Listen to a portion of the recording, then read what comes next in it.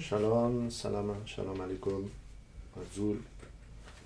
Alors aujourd'hui, nous allons parler d'une chose qui nous tient à cœur, cette paracha Vaikra, et il l'appela. Dans la paracha précédente, c'était Pekoudé. Pekoudé, c'était la fin du Mishkan, la construction du Mishkan. Et là, on va rentrer vraiment dans les choses sérieuses. Le titre de cette paracha, qui puisse nous encourager tous, est être courageux. Dans divers termes, le courage se mérite.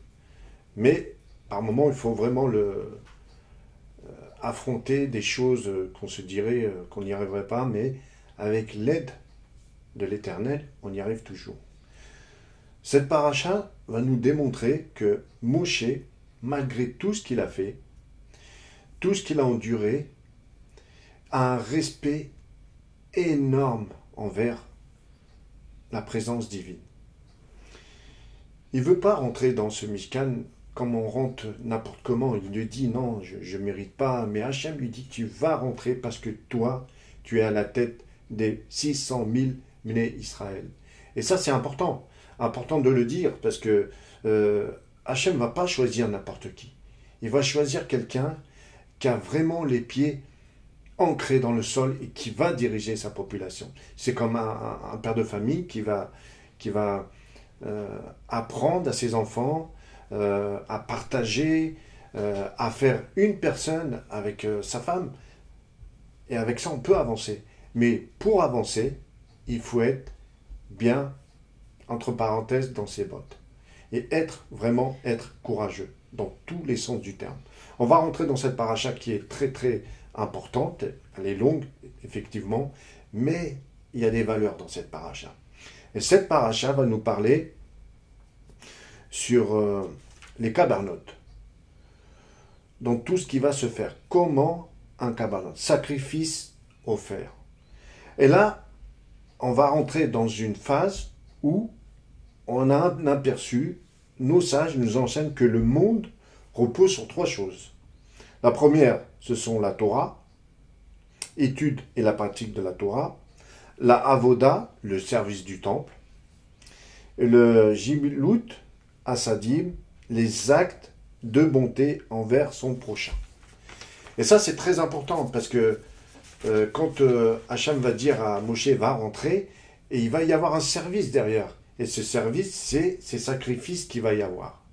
Et ces sacrifices, je ne vais pas tous vous les énumérer, et c'est pour ça que je vous encourage de lire cette paracha, parce que cette paracha va nous expliquer qu'est-ce qu'à chaque étape un sacrifice. Et là, je vais vous lire dans le Midrash qui s'appelle le Midrash raconte.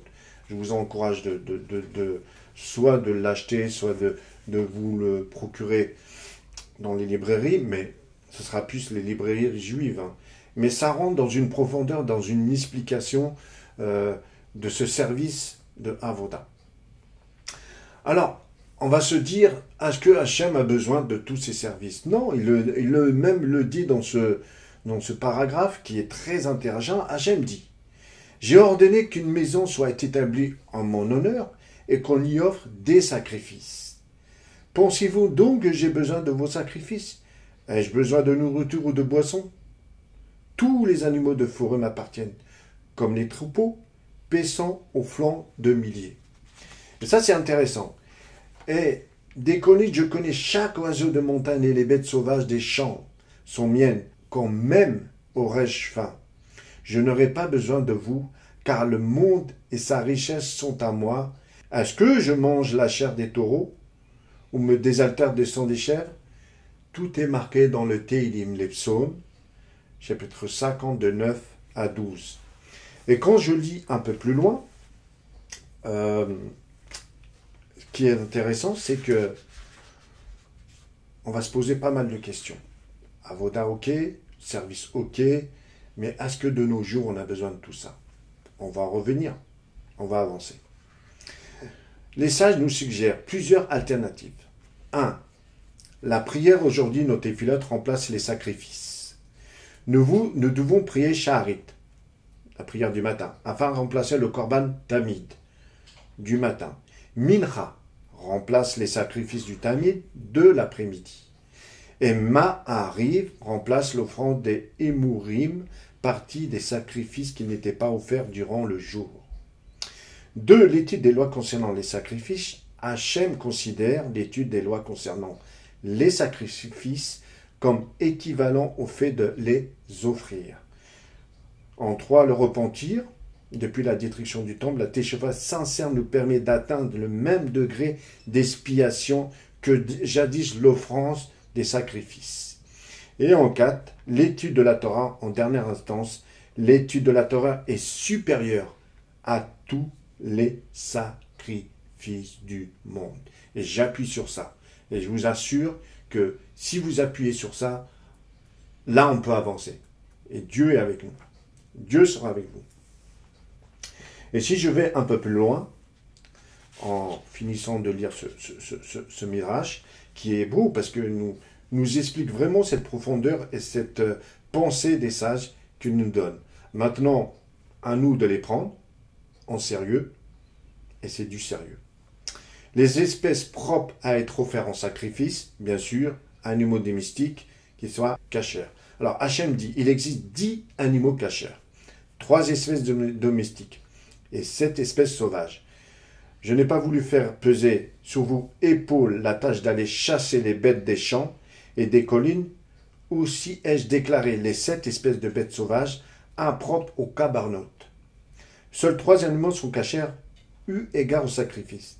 Ceux que tu élèves dans des étables, les 3 espèces qu'il est permis d'offrir sont le taureau, le mouton, la chèvre. 3 font allusion au mérite de nos patriarches. Le taureau rappelle le mérite d'Abraham qui a couru chercher le bœuf pour apprêter à l'attention de ses invités, qui s'appelle la Chesed. Le mouton est réminiscence d'Isaac car un bélier a été sacrifié à sa place. La chèvre symbolise le 3e de nos patriarches, Yaakov. Sa mère Rivka lui avait dit « Prends de bons chevreaux parmi le taureau et serre-les à ton père. » Le Tout-Puissant dit « Ils sont bons en vérité non seulement pour toi, mais aussi par tes descendants, par l'entremise des chevreaux, ils sont purifiés de leurs péchés. » Il faut noter que les animaux susceptibles d'être offerts appartiennent à des espèces pourchassées par d'autres. Le taureau est la proie du lion, l'agneau est celle du loup, et la chèvre attaquée par la panthère. Quand j'avance un peu plus loin, c'est vrai que les catégories des cabernotes traitées à l'instant dans la paracha Vaïkra nous livre en détail les lois des 5 catégories des cabernotes. La première, c'est Ola, l'offrande consommée par le feu. La deuxième, c'est Mincha, l'offrande de farine. Shalmin, l'offrande de paix. Atat, l'offrande pour le péché. Hacham, l'offrande de culpabilité. Alors, ce titre, être courageux. C'est vrai que je vous ai énuméré tous ces sacrifices qui sont dans la Torah et dans cette paracha. Mais en ce jour, quand on nous parle sur Ésaïe, et Ésaïe nous explique bien dans la Haftara, le chapitre 43, jusqu'au chapitre 44, verset 23, nous explique bien la démarche que devait avoir Yaakov, Israël. Mais à un moment donné, il a flanchi. Mais Dieu revient toujours, parce qu'il est miséricordieux. Simplement, je vais vous lire simplement le dernier verset d'Ésaïe, qui l'encourage, qui dit qu'il est avec lui. Et il nous dit cette formule qui est dans le verset, je vous lis juste le dernier verset du chapitre 44, verset 21. « Souviens-toi de ces choses, ô Yaakov, ô Israël, car tu es mon serviteur. Je t'ai formé, tu es mon serviteur. Israël, je ne t'oublierai pas. J'efface tes transgressions comme un nuage et tes péchés comme une nuée. Reviens à moi, car je t'ai racheté. Cieux, réjouissez-vous, car l'Éternel a agi profondeur de la terre, retentissez d'allégresse, montagnes éclatées en cris de joie. Vous aussi forêts avec tous vos arbres, car l'Éternel a racheté Yaakov, il a manifesté sa gloire en Israël. Dieu est toujours avec Israël, mais Dieu aime l'être humain. En ce moment, je veux et pour ma part, rajouter quelque chose qui me tient à cœur. En ce moment, c'est le jeûne du Ramadan. Et tous les musulmans du monde entier font ce jeûne-là pour se remettre en conscience, se remettre en question, mais surtout se mettre à la place de quelqu'un qui n'a pas à manger. Mais ça ne reste pas que là. Vous savez que pendant le Ramadan, Dieu bénit les musulmans, il les visite. Dans d'autres termes, il y a un respect mutuel. Parce qu'ils respectent ce 5e élément qui est des 5e piliers de l'islam, ils le respectent. À ce jour, on les encourage, je leur dis Ramadan Karim, continuez comme ça et Dieu est avec vous. Et pour continuer dans cette paracha qui est vraiment extraordinaire, nous donne dans la Bridat Hasha ce que donne Yeshua parle. Il va vraiment être